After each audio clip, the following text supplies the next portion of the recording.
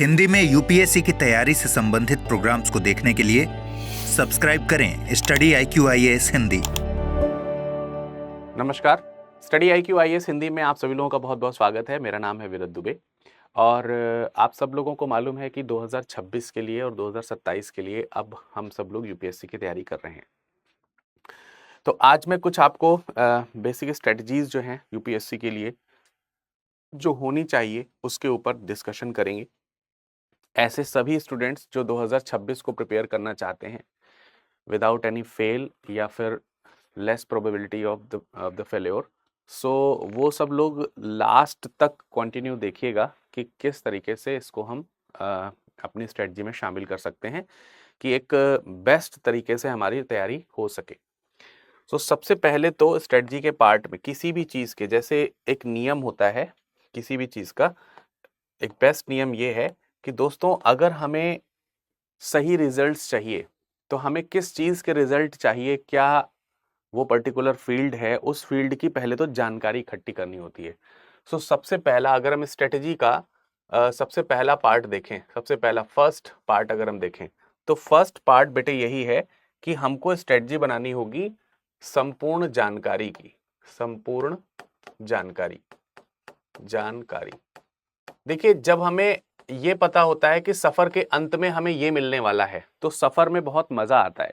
अगर हमें यही नहीं पता होता है कि सफर के अंत में हमें मिलने क्या वाला है या हम सफर के अंत में हम किस दिशा में जाने वाले हैं तो फिर हमारी तैयारी बहुत अच्छी नहीं होती।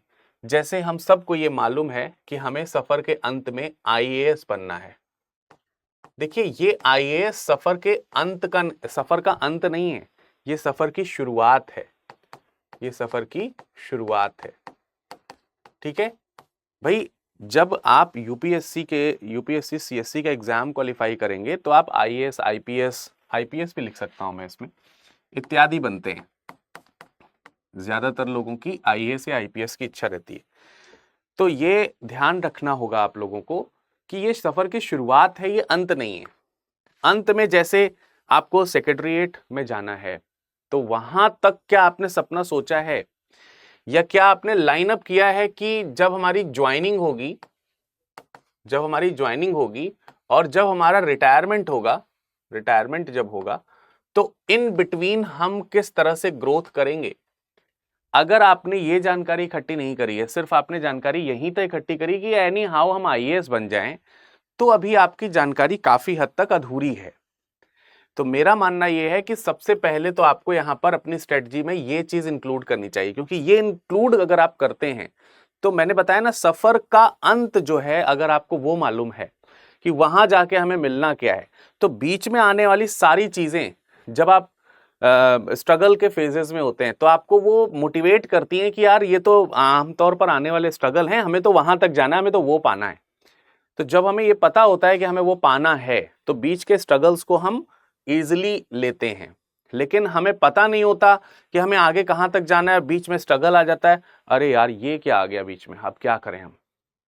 तो ये साइंटिफिकली आप इस चीज को ध्यान रखिए कि जब हमारा दिमाग वहां पर है तो बीच में आने वाली चीजें छोटी हो जाती हैं। जब दिमाग वहां नहीं है तो यही चीज जो बीच में हर्डल्स आएंगे यही बहुत बड़े आपको दिखेंगे और ये आपको आगे जाने नहीं देंगे। So it is a very simple mean to tackle out about the hurdles which are coming in the struggle. So ये आपके जो संघर्ष में जो हर्डल्स आ रहे हैं ना, ये हर्डल्स इसी प्रकार से आप इसको क्या कर सकते हो, कंट्रोल कर सकते हो। तो एक तो हो गई ये संपूर्ण जानकारी। किस चीज की हो गई संपूर्ण जानकारी में? पहला पोर्शन आपका क्या हो गया संपूर्ण जानकारी में? देखिए, पहला पोर्शन कि आपको कहां से कहां तक जाना है, कहां से कहां तक। जब आप इस चीज की जानकारी लोगे तो मालूम है क्या होगा, तो आपको एटलीस्ट ये पता होगा कि कितने अटेम्प्ट में मुझे CSC एग्जाम पास कर लेना है। एटलीस्ट कितना अटेम्प्ट चाहिए होगा मुझे अपनी एज के अकॉर्डिंग, ठीक है, एज के अकॉर्डिंग। अगर आप लोग कहेंगे, आप लोग वीडियो सेक्शन में कमेंट करके बताइएगा कि अगर आपको यह पता करना है कि इन बिटवीन यहां से लेकर के यहां के बीच में कैसे कैसे आपके प्रमोशंस हो सकते हैं, अगर आपको ये नहीं पता है तो मैं उस पर भी एक वीडियो बना दूंगा, अगर आप मुझे कहिएगा तो मैं इसके, क्योंकि अगर इस पे अगर हम डिस्कशन करेंगे तो स्ट्रेटजी छूट जाएगी हमारी। तो स्ट्रेटजी के पार्ट में सबसे पहला पार्ट यही होना चाहिए कि हमको कैसे ये अपनी लाइफ लेकर के चलनी है आगे। वो अगर आपको ये नहीं मालूम है तो प्लीज़ डू कमेंट, और अगर ऐसा आता है तो मैं इसके ऊपर भी एक वीडियो बना दूंगा कि हम जब शुरुआत में ज्वाइन करते हैं तो हमें क्या पद मिलता है, और हम किस एज के अकॉर्डिंग, किस टाइम के अकॉर्डिंग कहाँ तक आगे अपना फ्यूचर सिविल सर्विसेज में देख सकते हैं। तो उसके ऊपर हम आपको एक सेपरेट वीडियो बना देंगे। उससे आपको ये पता चलेगा कि कितने अटैम्प्ट मुझे, जैसे एज जो है कितनी है हमारी, और मुझे जो है CSC का एग्जाम क्वालिफाई करना चाहिए। जैसे आप सेक्रेटरीट के पद पर जाएंगे तो यार एकदम ऐसा थोड़ी कि 30 साल में आप IAS बनोगे तो वहां तक पहुंच जाओगे, नहीं पहुंच पाओगे यार। उसके लिए आपको जो है 22-23 साल में आपको 23 साल में आपको बन जाना चाहिए तकरीबन। सो ये कुछ चीजें हैं। तो एक तो ये बात हो गई कि IAS बनना है, फिर अटेम्प्ट की बात हो गई। तीसरा पॉइंट बेटा हमको जो आपको संपूर्ण जानकारी में रखना है वो सिलेबस का है, ठीक है, वो सिलेबस की जानकारी रखनी है। अब कई सारे लोग जर्नी में शुरुआत कर चुके होते हैं कि भाई हमें IAS की तैयारी करनी है। IAS की तैयारी में उनसे सब्जेक्ट्स पूछ लीजिए तो वही रटे रटाए subject, history, geography, polity, economics, science, ये बता करके पल्ला झाड़ लिया जाता है। अगर आपकी भी जानकारी में सिलेबस का मतलब हिस्ट्री, ज्योग्राफी, पॉलिटी, इकोनॉमिक्स और साइंस है, सो आप बहुत गलत दिशा में हैं। आप बेसिकली UPSC की तैयारी की दिशा में हैं ही नहीं। सो आपको कंप्लीट सिलेबस पता होना चाहिए। और बहुत आसान तरीका इसका है, 2 आसान तरीके हैं बल्कि हम कहेंगे। इसका एक बेहद आसान तरीका है कि आप आप जो है UPSC के वेबसाइट में जाएं और वेबसाइट में जाकर के सिलेबस जो प्रीवियस ईयर का है उसको देख लें। दूसरा सबसे इंपॉर्टेंट तरीका है कि study IQ IAS Hindi, study IQ IAS Hindi, यहां पर जाएं और यहां पर प्लेलिस्ट में जाएं, प्लेलिस्ट में, या फिर सीधा इस पे जो है जो सर्च ऑप्शन आता है ना, उस सर्च में जाकर के आप सर्च कर लें UPSC सिलेबस, UPSC सिलेबस, ठीक है। या फिर आप YouTube में सीधा सर्च बॉक्स में जाइए और वहां डालिए UPSC study IQ IAS Hindi UPSC syllabus discussion, तो उसमें पूरा सिलेबस डिस्कशन का प्लेलिस्ट आपके सामने खुल जाएगा। सारे सब्जेक्ट के, इनफैक्ट सब्जेक्ट के सिलेबस भी उसमें बताए गए हैं, ठीक है। तो थर्ड इज कि आपको सिलेबस पता होना चाहिए। फोर्थ थिंग इज कि कितना टाइम लगता है, कितना समय लगता है, कितना समय लगता है। आपको ये चौथी चीज है जो पता होनी चाहिए कि भाई हमको अपनी संपूर्ण जानकारी में ये 4 चीजें जो है वो इंक्लूड करनी है। क्या कि IAS कैसे बनना है, और IAS बनना है तो ज्वाइनिंग से लेकर के रिटायरमेंट तक हम किन पदों में जाएंगे, और हमारी जो अंतिम स्टेज वहां तक होगी वो क्या होनी चाहिए, कितने अटेम्प्ट में मुझे ज्वाइनिंग कर लेनी चाहिए कि हम उस सेड जगह तक, जहां टारगेटेड जगह तक हम पहुंच सकें, उसके लिए हमें कितना ज्यादा अटेम्प्ट। इसका ये नहीं है कि जनरल्स को 6 अटेम्प्ट दिए गए तो हम 6 के 6 अटेम्प्ट यहां पर लेंगे। इस सीमित अटेम्प्ट आपको अपने खुद रखने होंगे, ठीक है। आपको जैसे टारगेट रखना होगा कि यार हम एक से दूसरा अटेम्प्ट देंगे, दूसरे से तीसरा नहीं देंगे। इससे 2-3 फायदे होंगे। एक तो आप बहुत सेट समय में बहुत अच्छी तरीके से तैयारी कर लेंगे, एकदम सेट पैटर्न पे, और सपोज दैट आपको ये भी एंड में समझ में आएगा यार IAS आपके लिए है या नहीं है, और नहीं है तो जो आपने 1.5-2 साल में, 3 साल में या 2 अटेम्प्ट के बीच में जो जानकारियां इकट्ठी करी हैं उसको आप किसी दूसरे फील्ड में, जहां आप अपना करियर चेंज करना चाहते हैं, वहां पर भी यूज कर सकते हैं। तो आप एक अच्छे खासे जानकार व्यक्ति होंगे जो दोनों तरफ के डिसीजंस लेने में जिनको आसानी होगी। तो बहुत अच्छी चीज है ये चीज कि आपको करनी चाहिए, ठीक है। फिर तीसरी बात है, सिलेबस की जानकारी नहीं है तो फिर ये सब टारगेट करके क्या ही करिएगा। सिलेबस की पूरी जानकारी रखिए।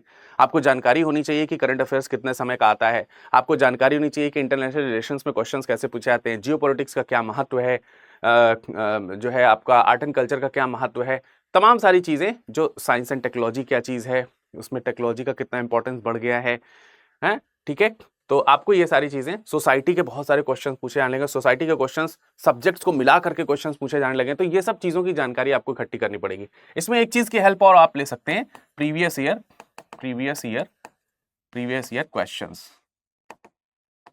क्वेश्चंस, ठीक है।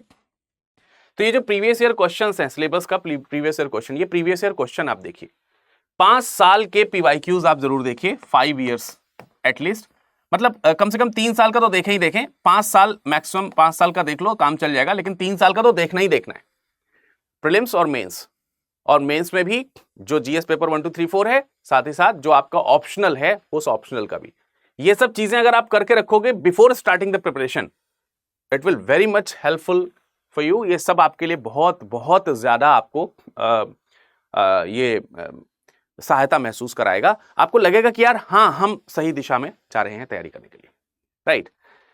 Then the fifth and last point is, पांचवा और अंतिम बिंदु जो आपको संपूर्ण जानकारी में रखना है वो ये है कि आपको श्योर हो जाना है कि आप किस दिशा में तैयारी करना चाहते हैं, मतलब कैसे तैयारी करना है। मोड क्या होगा आपका? सेल्फ स्टडी आपका मोड है, या फिर किसी प्रकार का कोई आपका मेंटोर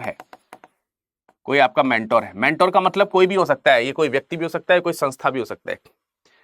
आपको किसी गाइड की आवश्यकता है, या फिर आप सेल्फ प्रिपरेशन करना चाहते हैं। देखिए, इसलिए मैं बता रहा हूं कि आपकी तैयारी में ये वाला सेकंड पॉइंट बहुत इंपॉर्टेंट है। जैसे सेल्फ प्रिपरेशन में आप सेल्फ एनालिसिस कर लें कि अगर मुझे 2 अटेम्प्ट देना है, 2 ही अटेम्प्ट देना है और 2 अटेम्प्ट में मुझे ज्वाइन कर लेना है क्योंकि हमें वहां तक पहुंचना है, सो आपके दिमाग में आएगा कि हमें टाइम वेस्ट नहीं करना है। फिर चाहे आप सेल्फ स्टडी करोगे तब भी टाइम वेस्ट नहीं करोगे, और चाहे आप किसी भी संस्था के साथ जुड़ोगे, जैसे स्टडी IQ IAS हिंदी के साथ जुड़ोगे, तभी आपका समय वेस्ट नहीं होना चाहिए।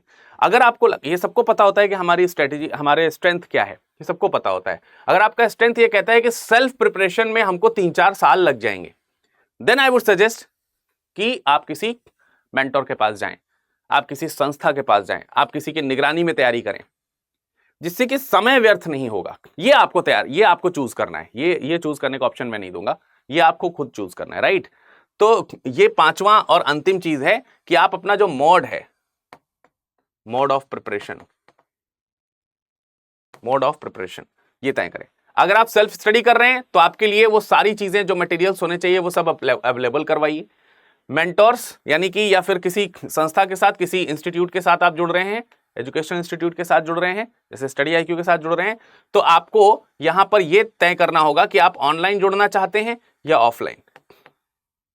ये सब चीजें पहले से सोच लीजिए, समझ लीजिए, डेटा कलेक्ट कर लीजिए, देन किसी एक चीज पर डिसीजन लेते हुए आप यहां से मूव ऑन हो जाइए। अपनी लैंग्वेज अभी से सेलेक्ट कर लीजिए, लैंग्वेज, और उस लैंग्वेज को सुधारना शुरू करिए, ठीक है। हिंदी या फिर इंग्लिश, या फिर मतलब हिंदी या इंग्लिश का मतलब ये हुआ कि आप मेंस का पेपर किस भाषा में लिखना चाहते हैं, हिंदी में लिखना चाहते हैं, इंग्लिश में लिखना चाहते हैं, जिस भाषा में लिखना चाहते हैं उस भाषा में तैयारी शुरू कीजिए।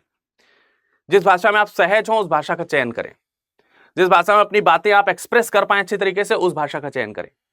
सो ये सब चीजें हैं at a very first stage. ये है हमारा सबसे पहला स्टेज, ये है सबसे पहली कहानी जब हम कहते हैं कि हमें स्ट्रेटजी बनानी है, ठीक है। जब हमें स्ट्रेटजी बनानी है, स्ट्रेटजी का ये है पार्ट 1। स्ट्रेटजी के पार्ट 2 में कुछ और महत्वपूर्ण जानकारी लेकर के मैं आपके समक्ष उपस्थित होऊंगा।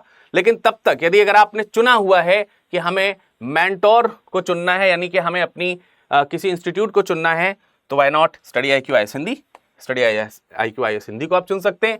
उसके लिए आप स्टडी IQ की वेबसाइट में जाएंगे, UPSC live foundation batch Hindi batches में जाएंगे, यहां पर आपको बैचेस दिख जाएंगे। प्रतिज्ञा बैच की बहुत इंपॉर्टेंस है। क्या इंपॉर्टेंस है आइए मैं आपको बता देता हूं। प्रतिज्ञा बैच की इंपॉर्टेंस में जरा देखिए, इसको ओपन कीजिए। ओपन करने के बाद बाय नाउ करने से पहले PDF ओपन कर लीजिए। PDF में अगर आप जाकर के देखोगे तो प्रतिज्ञा बैच की सबसे खासियत जो है, खास 2 बातें हैं, वो यहां पर पहले से सबसे फ्रंट पेज पे जो है आपके नोट हैं। क्या है? UPSC सिविल सेवा प्रारंभिक परीक्षा में सफलता अगर आप प्राप्त कर लेते हैं तो आपकी फीस वापस हो जाएगी। फीस वापस यानी कि अगर आप चाहते हैं कि UPSC आप क्वालिफाई करें और वो भी फ्री में आपको पढ़ने का मौका मिले, तो बिल्कुल आप फ्री में पढ़ सकते हैं, लेकिन ये फ्री आप ही करवाएंगे। इसके लिए आपको प्रीलिम्स क्वालिफाई करना पड़ेगा। प्रीलिम्स क्वालिफाई कीजिए, आपकी पूरी फी रिफंड कर देंगे, जो आप यहां पर पे करोगे सब पूरी फीस रिफंड हो जाएगी।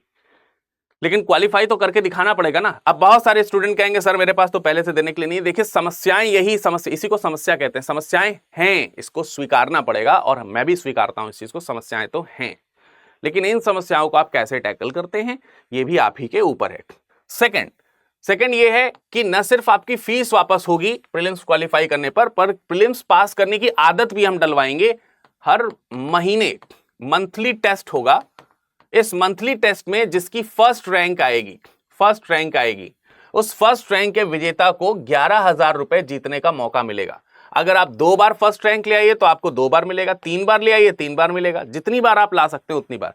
तो ये कंपटीशन, और ये उन्हीं लोगों के बीच में जो इस बैच में है, तो बहुत बड़ा कंपटीशन भी नहीं है कि इतने सारे लोगों को हमें हराना है ऐसा वैसा करके। तो आपको अपने बैच में केवल फर्स्ट आना है ना। मतलब आप स्टडी IQ का जो ये प्रतिज्ञा बैच है, इस प्रतिज्ञा बैच में आपको फर्स्ट आना है। अब प्रतिज्ञा बैच में फर्स्ट आना ये फिर आपके लिए कोई बहुत बड़ी बात नहीं होनी चाहिए। आप ध्यान से पढ़ रहे हैं बैच को तो फिर फर्स्ट आएंगे, तो आप जितनी बार आएंगे उतनी बार आपको 11,000 रुपए जीतने का मौका मिलेगा। तो ये जो बैच है, ये बैच सुबह 8 बजे का है, सुबह 8 बजे का ये बैच है, और ये बैच 27 जनवरी से बेटे शुरू हो रहा है। ठीक है, 27 जनवरी से शुरू होने वाले इस बैच में सुबह 8 बजे आप सभी लोगों को जुड़ना है। हमारी प्रतिज्ञाओं के बारे में यहां पर देखिए लिखा हुआ है कि हम क्या क्या चीजों की प्रतिज्ञा करेंगे। 2 चीजों की प्रतिज्ञा यहां पर लिखी है साफ साफ। फिर हमारे विजन यहां पर लिखे, आप इसको पढ़ लीजिए। फिर हमारा जो तैयारी कराने का जो में क्या क्या चीजें हम आपको अवेलेबल कराएंगे, देखिए टेस्ट की कुल संख्या 15, टेस्ट की तारीख 23 फरवरी 2025, पहला टेस्ट जो होगा 23 फरवरी को होगा। टेस्ट की फ्रीक्वेंसी बैच शुरू होने के बाद प्रत्येक माह होगी। पुरस्कार राशि हर टेस्ट के प्रथम रैंकर को 11,000 रुपए। टेस्ट के रिजल्ट के दिन शाम तक रिजल्ट जो है जिस दिन टेस्ट होगा उसी दिन शाम तक घोषित कर दिया जाएगा। 11,000 रुपए की पुरस्कार राशि घोषित होने से 7 दिन बाद विद्यार्थियों को कंफर्मेशन की जानकारी मिल जाएगी।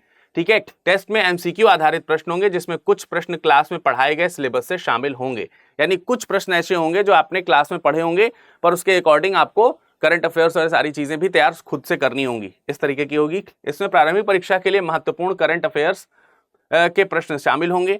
आपको एक सिलेक्शन बॉक्स भेजा जाएगा जो आपको एक ही स्थान पर सभी जरूरी संसाधन प्रदान करने के लिए डिजाइन किया गया है, यानी पढ़ने के लिए आपको अलग से कोई बुक्स वगैरह नहीं खरीदनी है। आपको इसमें बुक्स वगैरह मिलेंगी, और बुक्स ही नहीं, और बुक्स के साथ स्टडी मटेरियल जो है वो भी आपको इसमें मिलेगा। ये सब आपको एक सिलेक्शन बॉक्स के माध्यम से मिलेगा। सिलेक्शन बॉक्स आपको इसमें दिया जाएगा। सिलेक्शन बॉक्स अभी दिखा दूंगा आपको, ठीक है, किस प्रकार से। ठीक है, और इसके अलावा यह किट यूपीएससी के भारी भरकम सिलेबस में महारत हासिल करने और परीक्षा में सफल होने की कुंजी है। इसमें 18 किताबों के set, notebook, table calendar, UPSC syllabus, highlighter और बहुत कुछ चीजें इसमें उपलब्ध रहेंगी। तो ये है कंप्लीट चीज जो हम आपको यहां पर देंगे, और ये है हमारा पूरा प्लान जिसमें हम इस तरीके से स्टेप 1, स्टेप 2, स्टेप 3, स्टेप 4 में सारी चीजें पूरी कराते हैं। तो आप इसको डाउनलोड करके आराम से पढ़ लीजिए। जब सेटिस्फाई होंगे तो उसके बाद आपको यहां पर क्या करना है, बाय नाउ वाले ऑप्शन पे जाना है। इस ऑप्शन पे 3 ऑफर्स अवेलेबल या 4 ऑफर अवेलेबल रहते हैं, वहां पर जाइए। कोई ऑफर मत लगाइए, यहां लिखिए विरद लाइव कोड। यहां पे क्या लिखना है आपको, विरद लाइव, VIRADLIVE, ये विरद लाइव कोड लगा के आपको अप्लाई कर देना है। अप्लाई करने से आपको डिस्काउंट मिलने के बाद 28,999 में ये परचेजिंग पड़ जाएगी। अब आप बाय नाउ करके बाय नाउ कर सकते हैं, अपनी डिटेल को फिल करके। डिटेल फिल कीजिए, कंटिन्यू पे क्लिक कीजिए। अगर आप ऑप्शनल अभी लेना चाहते हैं तो आपको अभी ऑप्शनल मिल जाएगा। ठीक है, अभी आपको ऑप्शनल जो है वो मिल जाएगा। ठीक है, ध्यान रखें, और ऑप्शनल यहीं पर आप इसको ऐड कर सकते हो, तो ऐड करके आप अपनी क्लास को कंटिन्यू कर सकते हैं। सो आई होप कि आपको सारी चीजें समझ में आ गई होंगी। स्ट्रेटजी के पार्ट 2 में फिर हम आपके समक्ष उपस्थित होंगे। स्ट्रेटजी के पार्ट 2 में आप जरूर जुड़िएगा हमारे साथ में। 2-3 पार्ट, 3-4 पार्ट में हम पूरी स्ट्रेटजी कवर करेंगे यूपीएससी की, तो जरूर आप उसमें जुड़िएगा हमारे साथ। और नीचे लिंक दिया हुआ है, ये जो डिस्क्रिप्शन बॉक्स है ना, इसी डिस्क्रिप्शन बॉक्स में नीचे लिंक दिया हुआ है। इस लिंक पे जाकर के आप क्लिक करेंगे तो क्लिक करके आप सीधे इस बैच पे आ जाओगे। आपको कोई भी चीज डाउनलोड अलग से नहीं करनी होगी। तो आपको क्या करना है, एनरोल करने के लिए डिस्क्रिप्शन बॉक्स में आपके जो भी बैचेस हैं उन बैचेस का लिंक नीचे दिया हुआ है, उसी डिस्क्रिप्शन बॉक्स में जाइए, लिंक पे क्लिक कीजिए और जुड़िए हमारे बैच के साथ। Thank you. हिंदी में यूपीएससी की तैयारी से संबंधित प्रोग्राम्स को देखने के लिए सब्सक्राइब करें स्टडी IQ IAS हिंदी।